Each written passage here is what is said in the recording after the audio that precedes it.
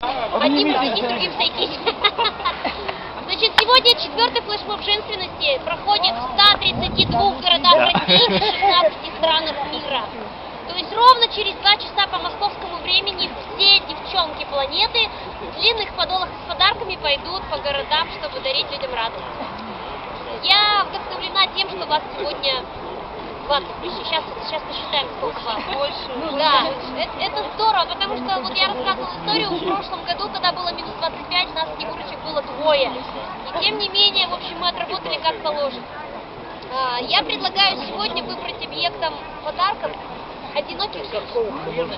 В прошлом флешмобе у нас были центром внимания дети, зимой мы дарили подарки старикам. Давайте сегодня порадуем одиноких женщин и напомним им о том, что они девушки, о том, что они красавицы, о том, что они несут любовь и мир.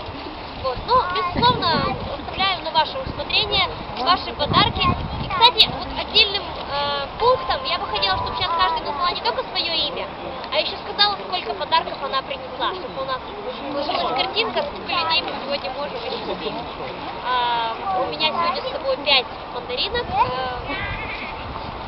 Буду рада, если каждая уйдет отсюда наполненная чем-то хорошим.